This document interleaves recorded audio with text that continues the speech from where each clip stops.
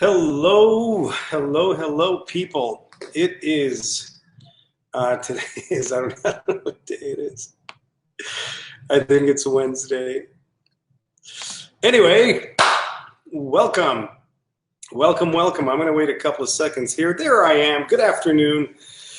Hello, Carrie and Patty. Welcome, welcome. We're going to chat today about some cool stuff. Just going to wait a couple of minutes. Let people jump into this thing here. It's Wednesday. Thank you, Kayla. That teamwork. You see what's happening. It's teamwork. I need I need my team. I need my team to tell me what day it is. So as we're getting going, we're going to talk about money. We're going to talk about what's up, Ben. As we're getting going, I want you guys to, in the comment section below, tell me your favorite day of the week and why. I want to know whether it's Monday, Tuesday, Wednesday, Thursday, Friday, Saturday, Sunday, and why. Teamwork does make the dream work. 100% agree. I love to dream. We dream freaking huge, and it really is all about the team. It's all about who you hang out with, and it's who you hang out with, you become. The concept of the 5 people you hang out with, freaking dead on. What's up, Aaron Parker? What's up, Michael? Man, we got some cool people here. This is good. This is good. I like it. Anyway, so tell me in the comments, tell me your favorite part of the day and payday, of course.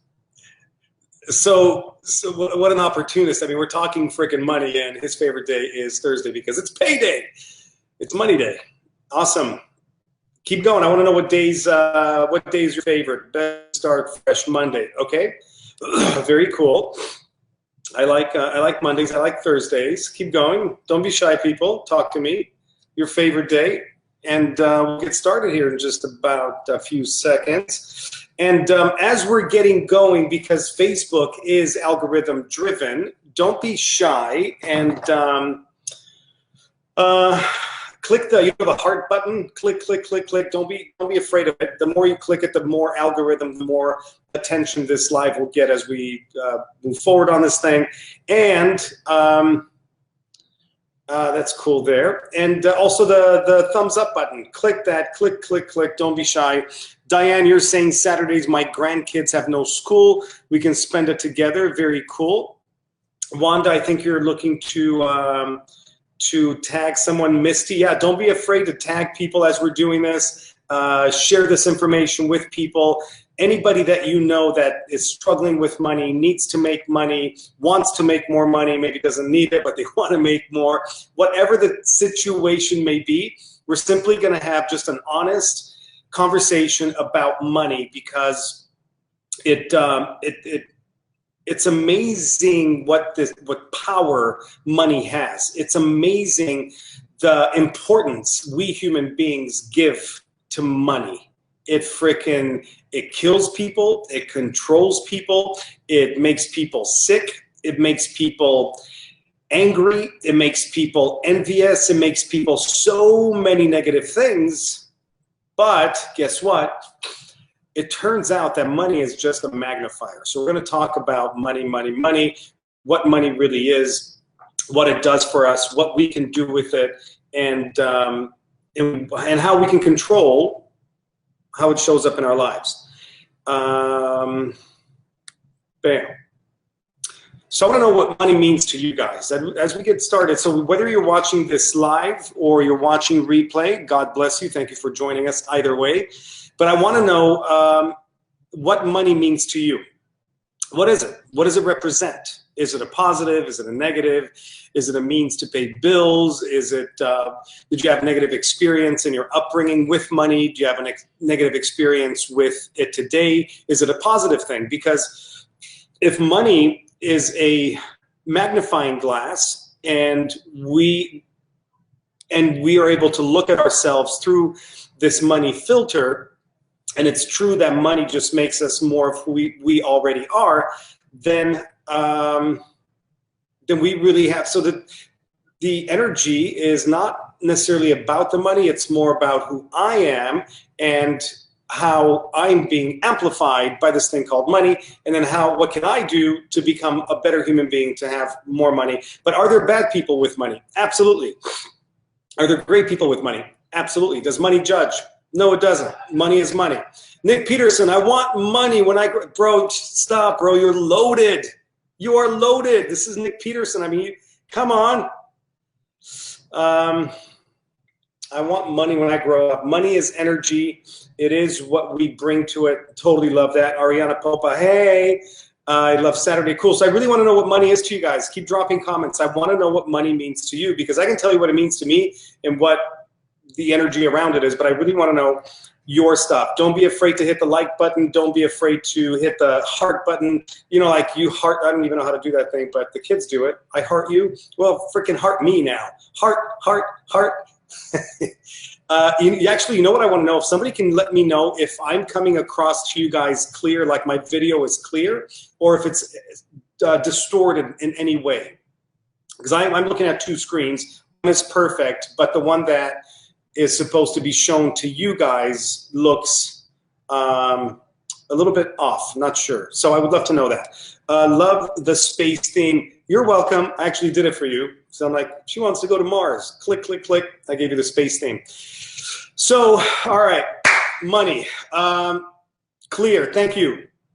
I see people, money means happiness. So people, money means happiness, positive. For example, all the love in the world is not going to keep the lights on. But you'll be in the dark. You'll have, but you'll be in the dark. Freedom. Yeah, that makes sense. Thank you for, got it. Wanda, you're saying money represents security. Interesting. So Wanda, I'm gonna ask you a question, and I'm just gonna push some buttons if you don't mind, because that's how we all grow. So money represents security, you're saying. Let's assume, and you may or may not have $1 million in the bank, but what would be a number that would make you feel secure? Please drop it in the comments. I would love to know. Money is an amazing thing. It makes me grateful for all I have and all will have and all I can do for others. Love it. Ben Powell, freedom and security. I really want to understand what the concept of security is for you guys, because as we talk about it more and more, we're going to, figure out if it's really about security. And does security really come from money? Or does security really come from somewhere else? I don't know. You'll tell me this. So cool. All right. So why? So money represents a few things, right? It's pretty cool. Nobody has yet said that money represents options. Nobody said that yet, right? But at the end of the day, having money or not having money will either give you options or not, right? So more money means more options. For example, let's say we all theoretically drive cars, right? Like we're becoming like Uber fanatics more and more because we're all over the world, and it's like Uber, Uber, Uber, Uber. But anyway, you have a car, and now you get more money, and you now get a better car. And so does more money represent more options? Or maybe you're okay with that car, but maybe you want to do something else with the money, travel, right? That would be an option that you would have because of the money that you have now, as opposed to not having the money and not having the option, right? So $100,000 plus would be security. Got it for Jim. Love it. Freedom and security from Ben. Love it. Bam. Money definitely gives you more options. Yes, Diane, thank you. Thank you for agreeing with me. I believe it does give you a lot more options. So since money gives us more options, it's funny, the reason I decided to do this today is because I'm thinking this morning, I wake up and I'm like, yep, we're going to do this, another beautiful day. We're going to create, I talk to a lot of people every single day of different journeys in their business career. I also have a coaching practice where I coach high-level people. And in all the things that we do, we're always talking to people about indirectly money and options and what they want to do in life or what they cannot do in life, because this money's not there, this money hasn't come in yet, or the money's here, what do I do? How do I invest it? How do I enjoy the world? What do I do with the rest of my life? So I literally have these conversations every single day. My point is that we all do something every single day in order to make money. Do you get that? We all do something every single day in order to create more money into our lives. It's always more. The fact that, for example, if you're in a job making, I don't know, 10 grand a month or 2 grand a month or 50 grand a month, and it's a job, you are agreeing to being worth that money at that time as long as you show up. So if a boss, a company, your BOSS says, we'll pay you 100 grand a year, and you show up to that 100 grand a year, that means you simply agree. That's your worth today. This conversation, I'm hoping that it wakes you up a little bit to get into a different level thinking, so you have different options in the future, right? Because we all want more. I don't give a rat's ass who you are. We all want more, 100% guaranteed. I will put money on the fact that we all want more. Even Mother Teresa wanted more. She's going to give it away, but she wanted more, right? So specifically, we all wake up every single day to feed our families, to fight. Like Aaron Parker's on here.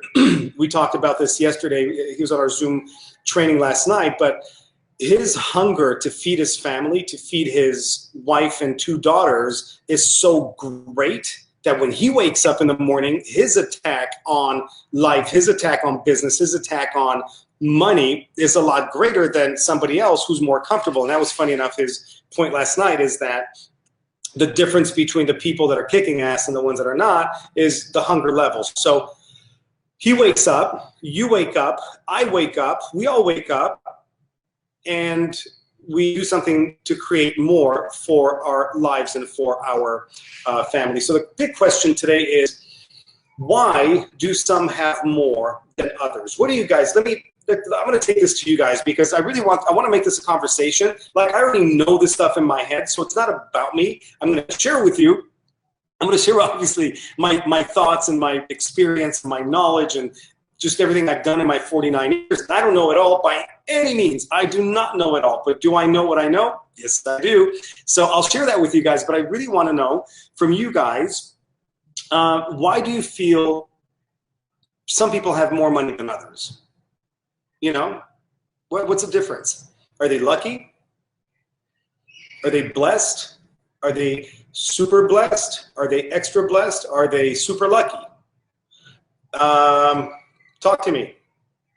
Wanda, 6,000 monthly, being retired and having worked from home. I want to earn the same I earned in my side business because this was my fun money. I need to help people live their dream or help with their health issue, give me purpose. That's really awesome. Thank you for sharing that. Always working for more. Yep. So talk to me, guys. I really want to know what you guys think. Okay, so Diane's saying they dialed into their values and their values determine their actions. And that's cool. So, okay, so that point is that values, our values dictate our return, or they determine our actions into business or into money-making activities, right? Because this is all about money-making activities. If you're not doing money-making activities, money's not going to show up. End of freaking story. If you're at the ballpark playing baseball, that's not a money-making activity unless you're a freaking baseball player getting paid. That's a different story. But money-making activities means that you're doing an activity inside of something that's going to make you money. So Aaron's saying the harder I work, the luckier I get. Awesome. I like that. Emil, what's up? We got Romania. We got Europe in the house. What's up, man? Dedication and hard work. Yep. Ariana's saying mindset, work ethic. They believe they deserve more money and work their butts off. Amen. Hallelujah. 100% there. Actions equals money. I love that, Carrie. Thank you. So, you know, I think we all grew up in a world where it's like, oh, the rich. Oh, you know, he drives a Lamborghini because, you know, his daddy, you know, like Trump. How much shit do people talk about Trump? Oh, you know, his daddy left him billions. You know, his daddy, you know, fed him with a spoon. Is that really true or the case or not? Who cares? But why have the mindset? Listen to what we do. right? We go into this thing where we judge, and our conversation about money and our conversation about wealth and the wealthy is our reality. Because as long as we judge, see, when I see you know, a Lamborghini, a Ferrari, no, not Ferrari, I take that back. When I see a Lamborghini or, you know, whatever exotic car or whatever, you know, somebody's reaching a level of success, I go inside and I have a prayer. I really do this. I swear to you.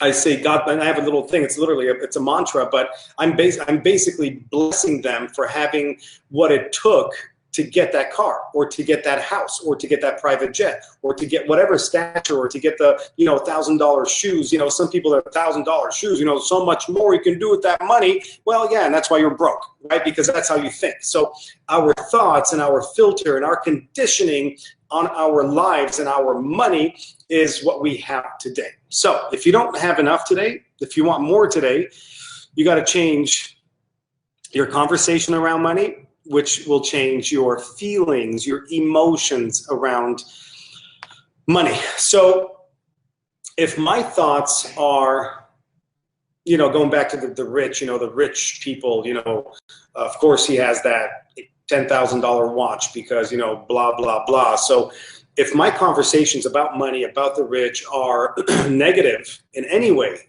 then that's what I'm going to attract into my life. So why do certain people have more money than others? It really, you know, this is obviously the topic today. So why do certain people have more money than others? So we can say a work ethic.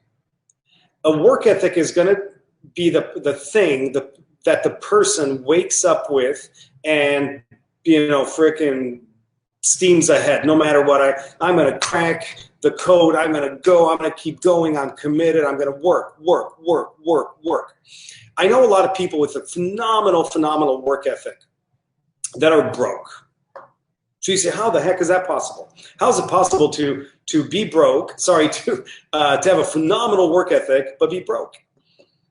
What's the difference? What do you guys think? How is it possible? How is it possible to have a phenomenal, like somebody that gets up at 5 a.m. and cranks all the way to 7 p.m. every single day, 6 days, and I know these people. So I'm not just hypothetically speaking, but why are they broke? Well, how is it possible that work ethic, such a phenomenal work ethic, they're still financially struggling and it's never enough and there's never enough money left at the end of the month, which causes the thing, you know, have you guys heard that saying where there's more month left at the end of the paycheck? Yeah. So, so why? Why? Keep everything you do positive and great things happen. That's definitely a part of all of this. Yes. Cindy saying hard work. Yep. I don't believe it's lucky. It is hard work and opportunity coming to you at the right time. We can talk about luck. We can talk about opportunity at the right time, because opportunity at the right time can show up all the time. But how many opportunities have you had in your life that you didn't take? You know, that concept of, you know, there's that joke where it's like, hey, do you know how to sense opportunity, or do you want me to knock again? Because there's also the saying, yeah, you know, it's the right time, right place, but you also have to be the right person. If you're not the right person, conditioned to grab, to take opportunity, take life by the horns, then somebody's going to kick your ass, called competition. So yes, luck, you know, luck, opportunity, timing, all these things play a factor. But if you don't take it by the horns, who gives a rat's ass? Who gives a shit? There was no opportunity, because the person next to you can have the same thing happen and they grab it. So did they just get lucky, or did they have the guts and the hunger and the determination and the whatever is going on in their life to say, yes, I'm taking this opportunity. It is mine. I'm doing it. Taking it, or blinders on, attack, right? So I believe there are opportunities everywhere right now. You got opportunities. You can make a shit ton of money right now. But what does it take? How come that person has money and the other person doesn't have money? What's the difference, right? We're going to keep talking. This is the subject, people. All right, so as you're doing this, if you're new to the live, welcome. So appreciate you guys joining us. I really do, because it would suck doing this alone. Thank you. Click the the thumbs up button. Click that a lot because the algorithm kicks in and Facebook loves it. And then also the heart button. You heart me, heart. Just freaking click it. Click it a lot. It helps with the algorithm. Like, don't be shy. And then comments. Let's see here. One is working hard while the other one is working hard at what works. Okay, this is a difference. I know people, so these are great topics, you guys, and I love talking about these because Jim, what you're saying right now is that this person that I just mentioned, that's 5 a.m., 7 p.m., work, broke. Where the other person is doing the same 5 to 7, and he's working in an industry or in a business or whatever where that thing works. So maybe the right opportunity is your point, Jim, the right business model today, maybe like the right trend, like CBD is the hottest trend today. So maybe if they're in CBD with that work ethic, will they have a better shot? Absolutely, right? Because what does it really take? And this is obviously the big conversation. What does it really take to succeed? What does it really take to make money? What does it really take to stand out from the crowd? Because if you look at the crowd, they say that like the bottom is crowded and the top is lonely. It's lonely at the top, right? Lonely at the top of Olympus. So with that said, why are the masses, why is society in this state of broke? And it's funny how broke, I don't know if you guys ever think of the stuff I do, it's like my mind doesn't stop. Tammy, I don't know if she's on, but anyway, so she'll have a conversation with me, and then I'm in my phone, so my attention goes back and forth into 1,000 things. But the concept of being broke, think of it for a minute. What is broke? Because something broke means it's broke, like a twig broke, the car broke down. Somebody broke my heart. When somebody doesn't have money, they're broke. What does that mean? Does anybody know what that means? Because I actually don't. I think about it. I've thought about it. Hi, Tammy. I love you. She's the hottest. Look, put you up on the screen. Woohoo! She blew me a kiss. That's how she's hitting on me. I see what's happening right now. All right, so let's get back. I've got to stay focused, people. Focused. To be a kingdom financier.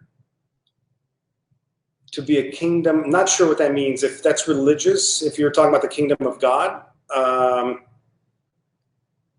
or what the kingdom is, because of what they were institutionally taught, yes, in school by their parents and associates.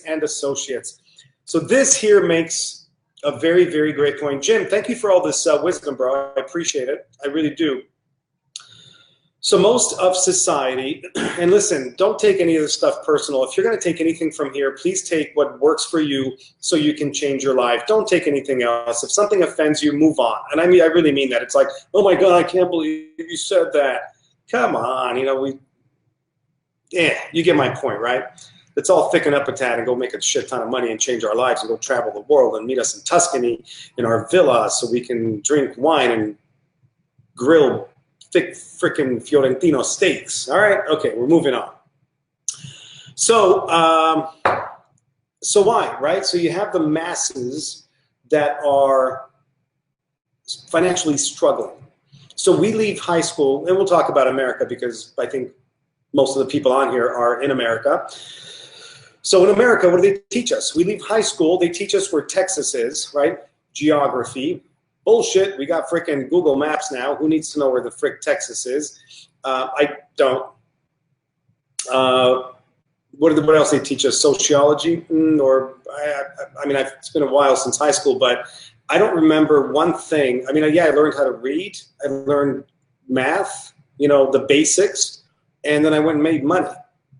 But what they taught me in school, could they have taught me financial literacy? Yes. Could they have taught you financial literacy? Could they have taught America financial literacy? Could they have taught us the true, physical health, not disease, but health? The concept of what it means to be healthy so I can take care of my own body? That would be cool.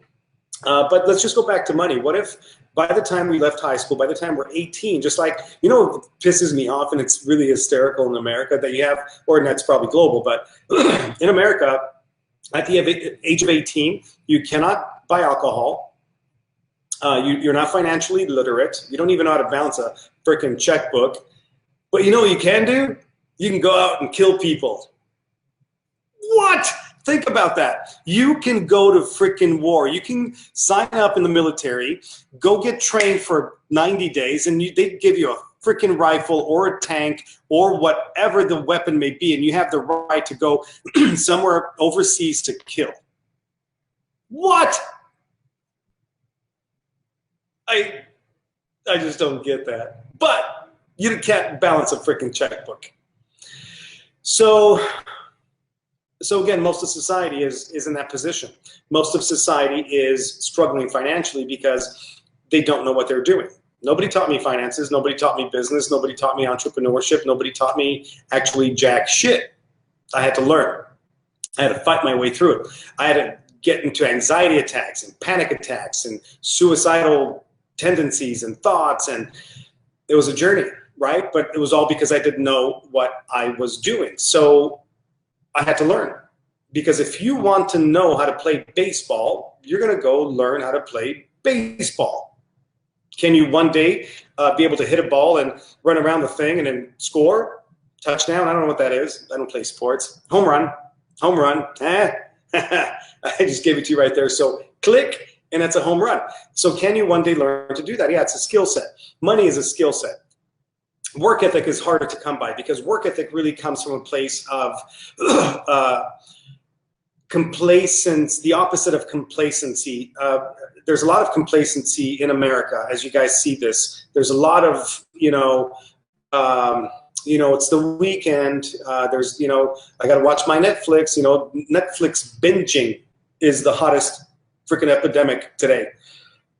The hottest epidemic today is Netflix binging. People sit there and watch and watch and watch and watch and watch and watch and watch and watch. And meanwhile, the competition is kicking your ass, right? So the ones that do have a work ethic, the ones that are doing something with their lives, getting up, learning a new skill set, getting a coach, hiring a coach, going to events, getting trained, going to get some kind of knowledge. I don't use the word education because I don't believe.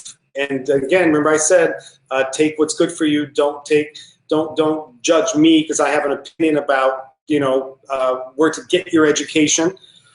I don't believe any kind of a diploma is going to change your life. I believe there's a lot of crap around that. There's a lot of, like, I have, daughters now, 16, 17, talking college. Will always support whatever they want to do. But I don't know many rich people with phenomenal education, or wealthy for that matter. Some have it, yeah, but are they using today that thing, that diploma, that skill set? No, very few are.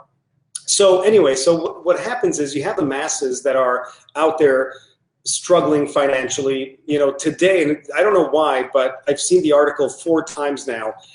America today is the amount of people that are more than 90%, that are more than 90 days past due on their car notes is higher than ever. America has never seen this before. I don't know why. I just saw the article 4 times and I'm like, what the fuck? What?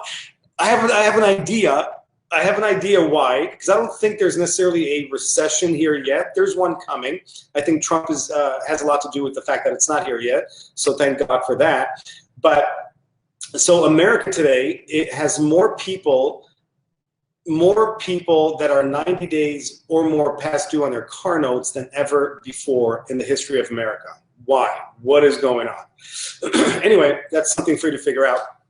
But so point is, people are struggling. What's the difference between those that are struggling and the ones that are not, right? So you guys mentioned some cool things. Let's see here. Parent to child, and the child grows up to be a teacher who's supposed to teach your child, but they're a bit of unconscious dysfunction. Absolutely. Would have made better sense to learn all of that. Absolutely. And you're going there soon. You better know where it is. I think we're talking, oh, Texas. That's funny. Hey, now, I love Texas too. No, there wasn't, listen, I love Texas. it's not about Texas. It's simply about the concept of what they teach us in school. Like, I didn't need to leave high school knowing where New Jersey is. You know, there's a freaking map, right? I don't need to know those things. It's a waste of time. It's a waste of brain space to think that, oh, I'm educated. I know where, geographically where Antarctica is. And you know what's funny? Interview 18-year-olds that finished high school and ask them the capital of freaking Romania.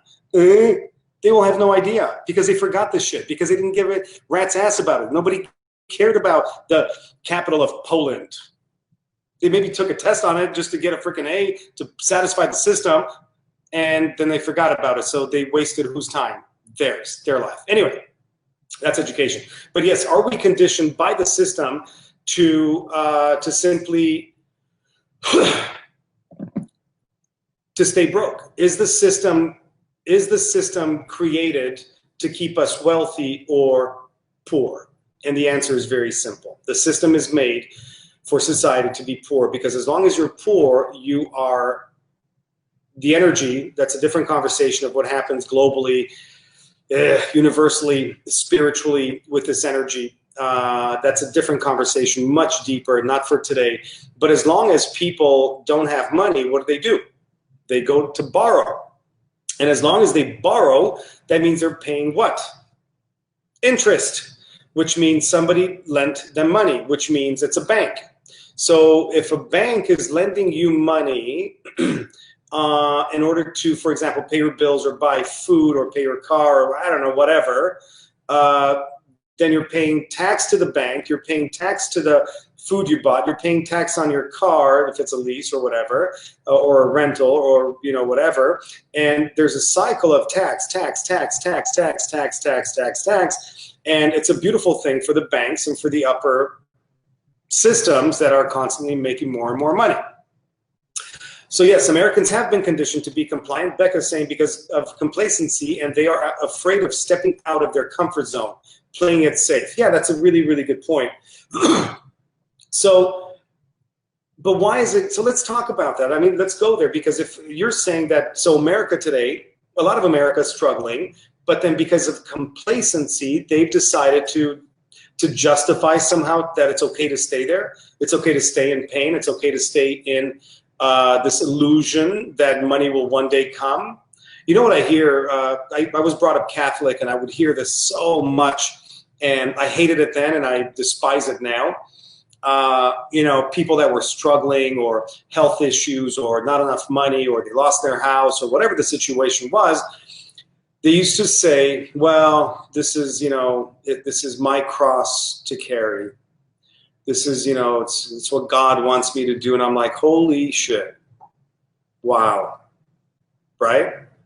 God wants me to struggle. God wants me to not have a home. God wants me to to work insane hours and stress, and health is not good, and God wants that? Damn, right? That's the wrong religion if that's what that religion teaches. Anyway, y'all get my point. I'm not going to get into religion or what the Bible says, because the Bible actually says opposite. It actually says that he will bless us according to his riches. But if we don't show up to those riches, if we don't go there, if we don't go get, how can he possibly bless that? If we stay in a mindset of complain, it's hard, I don't know how to, talking shit about the rich and the wealthy and what they have, and we keep this dialogue about what is not possible, then since that same book, the Bible says, as a man thinketh in his heart, so is he. That means that what I speak, what I think, speak, and believe is where my life is going. So then I'm creating my own universe. I am creating my own everything. So if I'm speaking over my life, the things I don't want, whose fault is it? Then is it really society's fault? No, because here's the difference. It is true, society may have taught us certain patterns, maybe parents, religion, government, schools, whatever. They showed us different things, patterns, not so good, maybe some good, some bad. But what I do with those things is up to whom? Did somebody force me to do that thing that brought me the wrong result? No, I chose to. Did somebody force me at the age of 25, 6 to buy a restaurant in Hollywood, California? No, I was crazy though, entrepreneur, I'm gonna make stuff happen. Nobody forced me. Did I win at that game? No, I lost. I literally owned the place for 18 months and I got to the place one day. I attempted to sell it twice. It didn't pan out, but I got to the place one day where I was not happy. And I'm 28 now or so, and I'm not happy. And I literally one day locked the doors. It was whatever, Tuesday, Wednesday, and I don't remember what it was, but I locked the doors and I threw the keys in the bushes, and I never ever went back. But did somebody teach me how to run a restaurant? No. Did I understand food costs? No. Did I understand alcohol? No. Did I understand how to pay taxes? No. Did I understand how to run employees inside of a restaurant business where there's a lot of cash? No. No. So did I have my ass kicked? Yes, at the age of 26. So my point to all this is that we got to take some freaking responsibility. I guess that's really what this is all about. You know, the difference between the ones that have and the ones that have not, it's about responsibility, because once you take responsibility for where you are and you take responsibility for the fact that you could be doing more, you take responsibility for the fact that you don't have the skill sets necessary to make money, more money. You don't have the skill sets. Let's say you want to, like, you know, you guys know very well in the businesses that we own, one of them is in the CBD space. We represent a company called Hempworks, and you know, let's say in this space, you got to talk to people. If you don't have the skill set necessary to talk to people, learn. That's all you got to do. That's all you got to do is learn to talk to people. And once you talk to people, you can make money. You get paid. What? That's all I got to do is talk to people? Yeah, that's all you got to do is talk to people. So understanding and taking responsibility for your shit is the key. Because what do unhappy, broke, miserable people do? Blame. Well, that job. Oh, the boss. You should see. You know, the city. Oh, the taxes. Oh, the government. Oh. Blame, blame, blame. Oh, my husband. Oh, my wife. Oh, my kid. Oh, my parents. If we live in a world of blame, what are we focused on? What are we thinking about, speaking, and believing? We're talking over our lives, all the things that we don't want. So going into the place of taking responsibility for our shit is the key. Take responsibility for your stuff.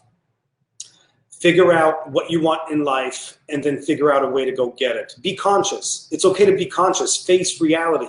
Money is where it's at because of the things that you've done leading up to this point. It's nobody's fault but yours. If you have money, it's your fault. Do you get it? We only look at fault as negative. Oh, it's your fault for not having money. It's also your fault for having money. It's because you did something, right? But if you don't have money, stop for a minute, do some inventory, and figure out what the heck is going on. Because there are patterns. Action, reaction. That's it. If I spend too much, it simply means if I spend more than I make, what is that going to do? There's going to be a negative discrepancy. I'm not going to have money left over, number one. That means I'm going to go into some kind of debt. So if you know you're making, I'm just going to use a number, $100,000 a year, but you're spending $110,000, aren't you going into debt at least $10,000 every single year? So that's the part that you really got to stop. Become conscious. Get a bookkeeper. Get an accountant. Get a CPA. Get an EA. And I'll tell you guys a story about today. It is so good. So Tammy and I, oh, Tammy says, I love you. Oh, she hearts me. Yes, this is trendy. See, we're edgy, man. We're right there. We're on the edge of all this shit going on. She's saying she hearts me. It's not, you know, it's I love you. Yes, but it's I heart you. And that's today, that's just where it's at. I don't know what I'm talking about. But listen, so we're interviewing, looking for a new accounting firm that can handle all of our stuff, right? So we're interviewing this badass firm. We're interviewing, just listen to me. Who you hang out with and who you do business with is everything. So it's not 10 minutes into this call with this new accounting company, and they're badass, right? Well, or so they think. So some of the first questions coming out of this accountant's CPA's mouth is like, so what kind of revenue do you guys see? You know, like, what do you expect in the next 1 to 3 years? So I dropped the number. Hey, we're looking at about, you know, these many millions. And he's like, oh, whoa, that's private jet money. You know, you know, that's way too rich for my skin. But he wants to handle my money.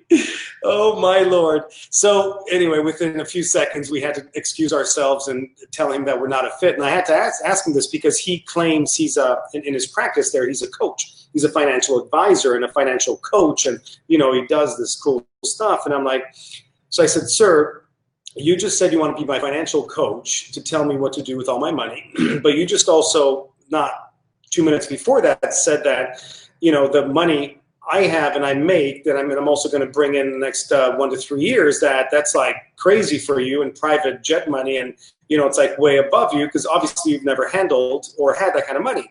So I said, now how are you going to coach me? How are you going to coach me on something you don't know? It's like, for example, me, I know shit, jack, squat, nothing, zero about baseball, for example, or basketball. Pick any sport for that matter. Okay, and imagine if you want to learn or get better at your game, and you're going to hire me who knows absolutely nothing about how to get you better, because I've never played that level. But you're going to hire me. What do you think the odds of you failing are? Oh, 100%. Anyway, click, hung up on the guy. Said, dude, you're wasting people's time as if this is what you do. Anyway, but they're a huge firm. So point is,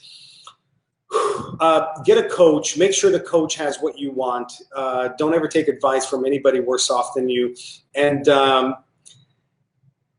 stop being complacent. I talk about this more and more in different videos. Get off the couch. Stop watching movies. They're not going to pay you.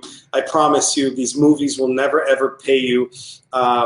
You know, these. You know. I use this analogy because people say, "How can you not listen or watch sports? How are you not into sports?" And I'll tell you why. Like, we live at LA Live. Like, the Staples Center is like down there. I'll show you guys in a minute if you want. Maybe at the end of this, I'll show you the Staples Center just so you see where we live. But you would think somebody would want to live here because they're like, oh my God, the Lakers or the Kings or Clippers or all this stuff, right? And I'm like, look, you fanatical people about sports, and remember, I'm going to keep saying this, don't take this shit personally. If you do, then you got to question yourself as to why this is hurting you in the butt, because that would make you butt hurt. Okay, so here's bottom line. You get fanatical. You put on the jersey of LeBron. You wear the hat. You get out there and you scream. And then you go to parties and talk about, man, LeBron James, and he did this and this size contract. He's the man coming to Los Angeles and California. And you go to the games. You spend money. You invest money in the hot dog and the beer. You do all these things for LeBron James, the Lakers, right? So you're investing your heart, energy, emotions, finances, car, because you got to get there. So you're like giving to this thing. Let me ask you a question. The day you cannot pay for your gas to get to the Laker game, will LeBron hook you up? The day you cannot pay for your house or food for your kids or education or a coach or a seminar or an event that can change your life, will LeBron show up? Oh, he won't? That's my story around sports. That's my story around movies. You only have so much life. You only have so much time in this life. What are you going to do with it? Nothing else really matters. If you're going to give your life to LeBron James and the Lakers and the sport world, awesome. They're not going to do shit for you. Zero. And I mean that. And if this is a wake-up call for you, great. Awesome. Get off the couch. You don't need to scream when they make a three-pointer. Oh, my God, three-pointer. Go make a three-pointer in your freaking bank account. That's hot. That's exciting. That'll get your wife's attention. That'll get your kids' attention because you made a three-pointer. Daddy scored. Mommy scored. More money in the bank. We're going on a Disney cruise, going to Tuscany, going to Dubai. That's a score. Because you make a decision to take care of your bank account, not LeBron's, not Tom Cruise's. Does that make sense? Boom! That's a punch in the face. All right, people. So with that said, I love you. I really do. I appreciate it, you guys. So listen, bottom line is, again, if you're watching live or replay, please hit the like button a lot. Like, don't be shy. Like, sit there and just like click, click, click, click, click. And you can make a song out of it. Click, click, click, click, click, click. Like, do your own thing. Come up with a melody. Have fun. You can rap it. Like my daughter Ariana this morning, she rapped. She rapped. I did a video on, look at her page, and she rapped, and you'll see that. So anyway, so click like, click the love button, the heart button, drop comments, and please, please, please, anybody that you know that is struggling financially or just needs to make money or wants to make a shit ton of money, share this video with them. I would love to get their feedback. I would love to get their comments. Maybe they think I'm full of shit. I'm okay with that. Bring it on. So love you guys. See you very soon on the next live. We'll see when that is. But I appreciate all the comments and all the shares and all the tags. And that's it. Oh, I was going to show you guys a Staples Center. Ready? Check it out. Here we go. Bam.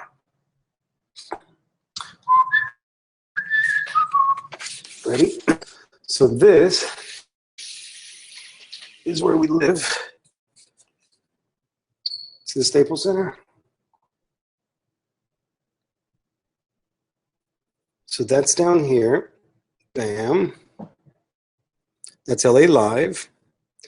That's the entrance right there to the Staples Center, or one of them at least. And then this here is LA Live.